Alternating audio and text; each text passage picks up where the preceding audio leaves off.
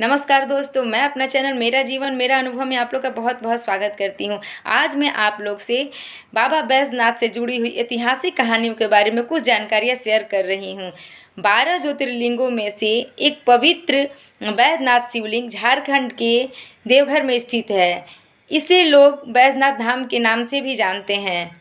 ऐसी मान्यता है कि जो भी भक्त इस ज्योतिर्लिंग का दर्शन करता है उसकी कामना भगवान शिव पूरी करते हैं, इसलिए इस लिंग को कामना लिंग भी कहा जाता है। 12 ज्योतिर्लिंगों के बारे में ऐसा कहा गया है कि जहाँ जहाँ भगवान स्वयं प्रकट हुए हैं, जहाँ जहाँ महादेव जी साक्षात दर्शन दिए हैं, वहाँ वहाँ 12 ज्योतिर्लिंगों की स्थापना की गई है। 12 ज्योतिर्लिंग में से बैजनाथ ज्योतिर्लिंग 9वां ज्योतिर्लिंग है। पुराणों में बैजनाथ धाम की कथा है, तो मैं बैजनाथ धाम से जुड़ी हुई ऐतिहासिक कथा आप लोग को सुनाती हूँ। एक बार रावण हिमालय पर्वत पर महादेव को प्रसन्न करने के लिए तपस्या कर रहा था और वह अपना एक एक सिर काट काट के महादेव जी को चढ़ा रहा था।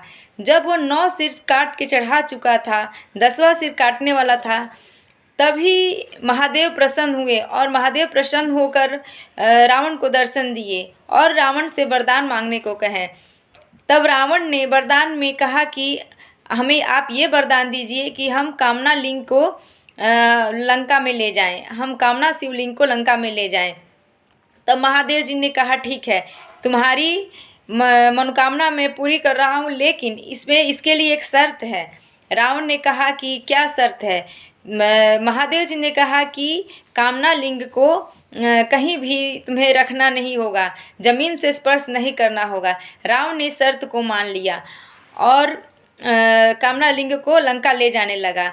जब ये बातें देवी देवताओं को पता चला तो वो त्राही त्राही करने लगे और विष्णु भगवान के पास गए। विष्णु भगवान से देवी देवताओं ने प्रार्थना की। तब विष्णु भगवान ने एक लीला रची। उन्होंने वरुण देव का आवाहन किया। वरुण देव जब आए तो विष्णु भगवान ने वरुण देव से कहा कि आप आचमन के द्वारा रावण के पेट में प्रवेश करिए।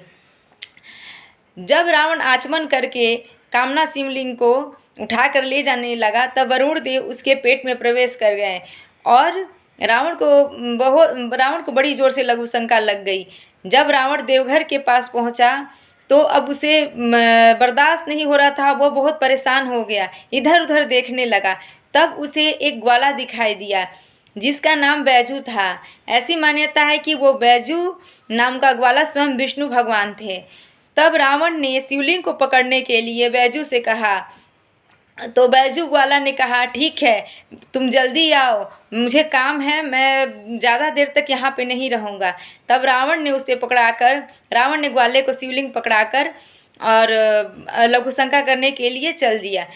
लघुशंका करते करते काफ़ी लेट हो गई और ग्वाला ने वहीं पे शिवलिंग को स्थापित कर दिया। जब रावण आया तो उसे बड़ी क्रोध आया कि देखो इस ग्वाले ने रख दिया, और बहुत क्रोधित हुआ। उसके बाद क्रोध में आकर के शिवलिंग को उठाने लगा, लेकिन शिवलिंग लाख कोशिश करने के बाद भी वह शिवलिंग को नहीं उठा सका।